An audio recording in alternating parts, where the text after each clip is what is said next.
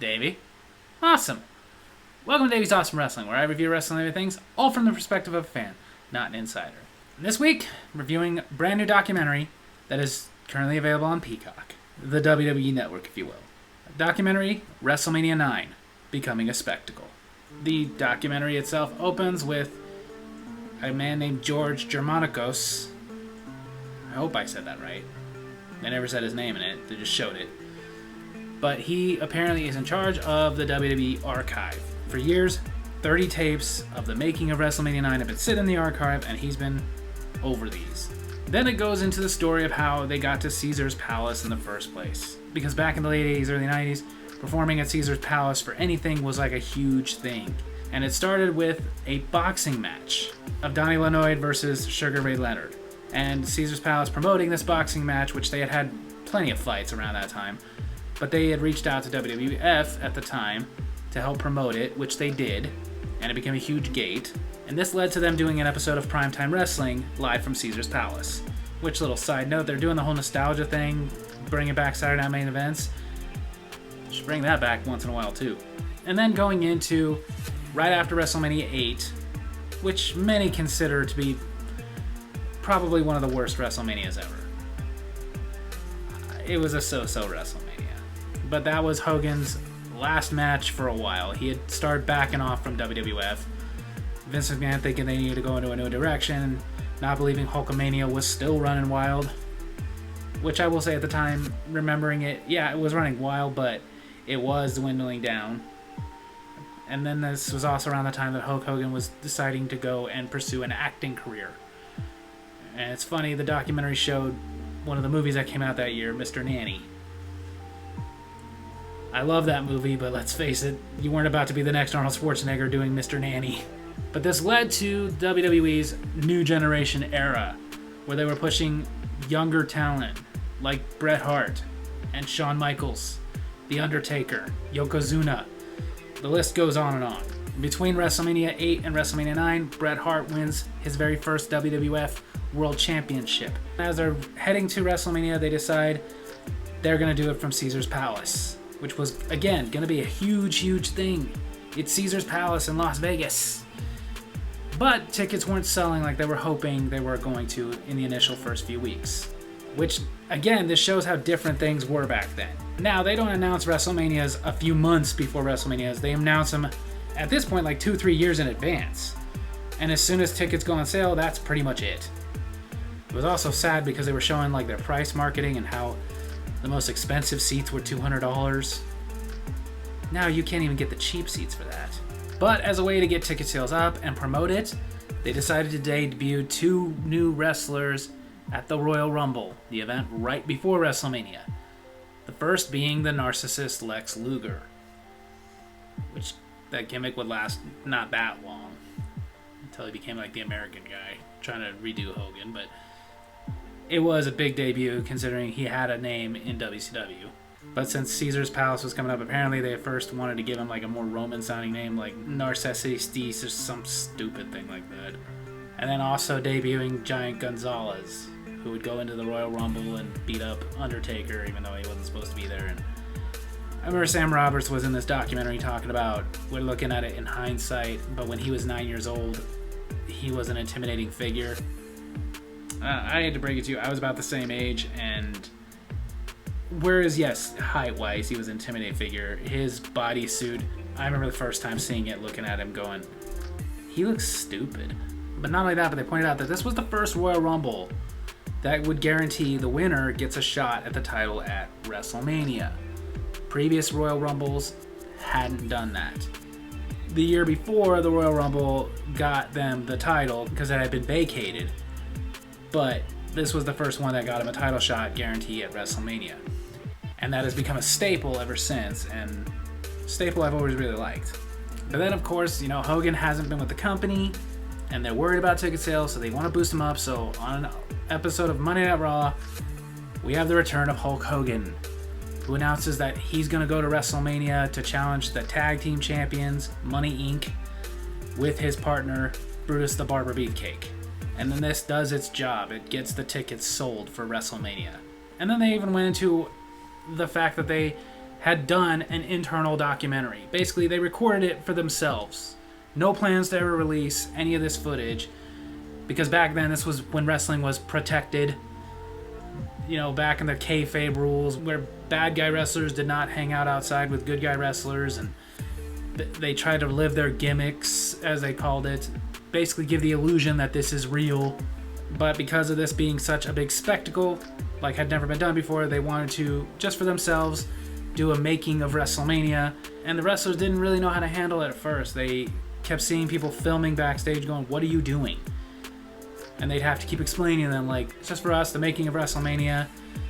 Apparently The Undertaker was one of the ones that was most worried about it. He kept giving them dirty looks, like, "What are you doing? You're going to expose that I'm not really a dead guy."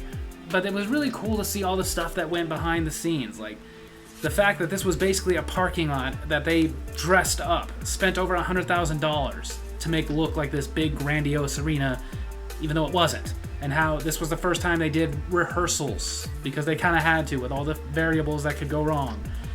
Like the animals. They had camels, they had elephants. Undertaker came out with a vulture, which apparently during rehearsals made him very nervous that it was going to either crap on him or flip out and attack him. But then during rehearsals, there's also another issue. Hulk Hogan hasn't been there. Where is he? And then he shows up, and there's word that he's injured. He might not be able to compete that night.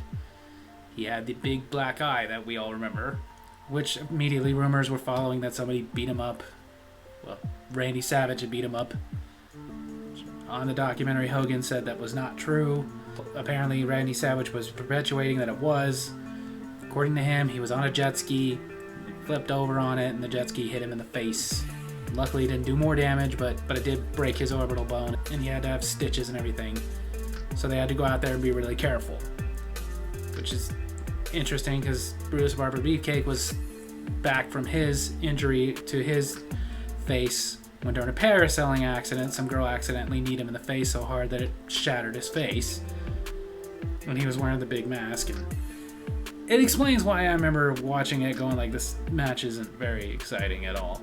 It goes into different things about each match. I couldn't go into everything, but it also does go into Lex Luger versus Mr. Perfect, and how at the end of the match there was this big backstage fight that turned into a backstage fight between Mr. Perfect and Shawn Michaels, which nowadays is very commonplace, but this was one of the first times, if not the first time, that they ever shown a backstage fight.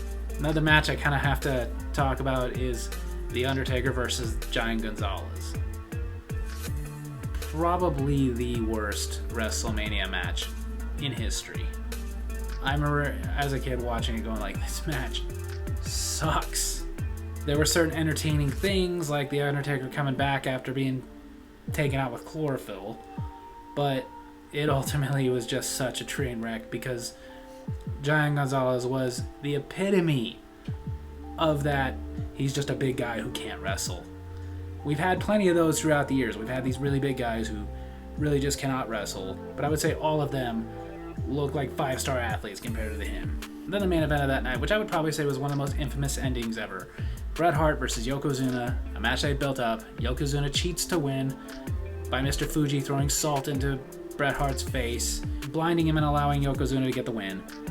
And then right after the match, Hulk Hogan comes out and is helping Bret Hart get backstage. And then Mr. Fuji decides to do an impromptu challenge to Hulk Hogan for the championship right there and then, which Hulk Hogan goes in, does a clothesline, does a leg drop, and wins the WWF Championship. And they talked about how there was mixed emotions. Like, there were fans that liked it because they were such Hulk Hogan fans. Again, I'm a little kid at the time. I'm like 9 or 10 years old. And I remember I liked Hogan at the time. I would have still preferred Bret Hart winning the title, but I liked Hogan, but I still was like, this makes no sense. Even to a 10-year-old, I was like, this doesn't make sense. Why would a bad guy offer a championship match to somebody like Hulk Hogan? And if Mr. Fuji was my manager and did that, I'd fire him. Because I just got out of this big, long, hard match, and you want me to fight one of the best immediately? No build-up? I remember it just being a disappointing end to a great night. Because ultimately, even with some of the bad things that happened at WrestleMania 9, it was a cool night. But of course, it goes into Bret Hart feeling a little betrayal from Vince McMahon making that call, and Hulk Hogan defending the call, saying that that was never his intention, but, you know, Vince McMahon. But I think at this point, every wrestling fan knows that you cannot really take most of what Hogan says with anything but a grain of salt. But ultimately, this documentary, overall, was really cool for a wrestling fan like me. To get a behind-the-scenes look at an iconic WrestleMania. Because people can say what they want. I've heard people say it's the worst WrestleMania ever. I would say this was still way better than the one before it. But not only that, but the title becoming a spectacle was so poignant because this was the first time that WrestleMania was really just that, a spectacle. Before, it was a big, huge event. But no, now it's a spectacle. Now, every WrestleMania, big entrances happen. Big stages are erected. They have very distinct decor per WrestleMania. And I will say this though, as much as they've had spectacles since then, some of them you can get confused with one another. There have been times I've watched a little bit of footage and thought, oh, that was this WrestleMania, but it was actually this WrestleMania, because things looked similar. You could watch 5 seconds of WrestleMania 9 and know that that was WrestleMania 9, because it was just so distinct. If it wasn't for WrestleMania 9, WrestleMania wouldn't have become the spectacle that it is. That is just really fun. Like I talked about, not just the decors, but the wrestlers are always trying to get unique entrances. Whether it's coming down from the rafters, or coming out looking like Conan, or coming out looking like an old school mobster. They always want to do something big with their entrances now. Who's going to do what with their gear? Because people wear special gear just for WrestleMania. They're never going to wear it again. The stages have become bigger and more elaborate to the point that you feel a little bit bad that they have to walk that far just to get to the ring.